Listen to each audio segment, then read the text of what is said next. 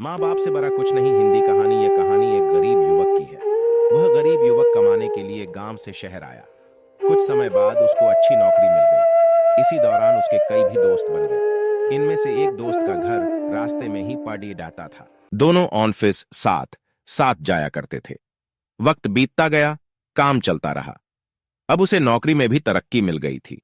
तनख्वाह भी अच्छी खासी हो गई थी। वह बहुत खुश था। आज उसका जन्मदिन है। वह आज बहुत प्रसन्न है। ऑफिस में लोगों ने जन्मदिन की बधाइयां दी। शाम को ऑफिस से छूटते ही अपने दोस्तों को साथ ले शहर के एक बड़े होटल में जबरदस्त पार्टी की। पार्टी समाप्त होते ही सारे दोस्त अपने अपने घर चले गए। वह गरीब युवक यहां आकर इतना घुल मिल गया कि उसे अपने माँ बाप भाई बहन का जरा भी ख्याल नहीं आया। गांव में माँ बाप ने अपने बेटे के लिए मंदिर जाकर पूजा की। ईश्वर से अपने बेटे की लंबी उम्र की कामना की। उसके घर वाले वहां उस पर आस लगाए बैठे थे कि शहर से उनका बेटा आएगा तो सब मुश्किल हल हो जाएगी। लेकिन वह सब भूल गया था। उसे दोस्तों के साथ घूमना, पार्टी करना, फोन पर बातें करना, यह करने के लिए उसे समय था। लेकिन अपने घर वालों की ओर कभी ध्यान ज्ञान ही नहीं गया। पैसों से घर खरीदा, कार खरीदी। एक बार भी अपने घर वालों को बुलाना उसने जरूरी नहीं समझा। ऐशो आराम की सारी चीजें खरीदी, सब कुछ पा लिया। एक दिन वह अचानक बीमार हुआ, अस्पताल में भर्ती हुआ। रात हुई, दवाइयां लेने के बाद डॉक्टर ने उसे आराम करने को कहा। जब वह सोया तो गहरी नींद में चिल्लाने लगा, माँ बाबा, माँ बाबा, माँ बाबा। रात भर यही चलता रहा। डॉक्टर ने दवाइयां दी लेकिन असर नहीं हो रहा था।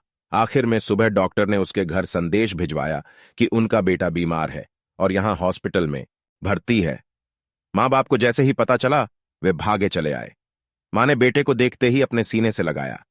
उनको देखते ही उसके स्वास्थ्य में बहुत सुधार हुआ। डॉक्टर ने उसे उसी दिन अस्पताल से घर भेज दिया। मानो माँ बाप उसके लिए दवाइयां बनकर आए थे। उसने पैसों से दुनिया की सारी चीजें खरीदी। पैसों से दोस्त, डॉक्टर, नर्स, दवाइयां, सब कुछ उसने पा लिया। सब कुछ मिला लेकिन माँ बाप नहीं। पैसा अच्छा जीवन जीने के लिए आवश्यक है, लेकिन माँ बाप या अन्य कोई रिश्ता भी बहुत जरूरी होता है। कमाने के पीछे रिश्तों को गंवाना बेवकूफी है। दोस्तों, यह कहानी रवि चौहान, नांदेड़, महाराष्ट्र के रहने वाले हैं, ने भेजी है। अभी नजाम खान एक छात्र हैं और पढ़ाई करते हैं।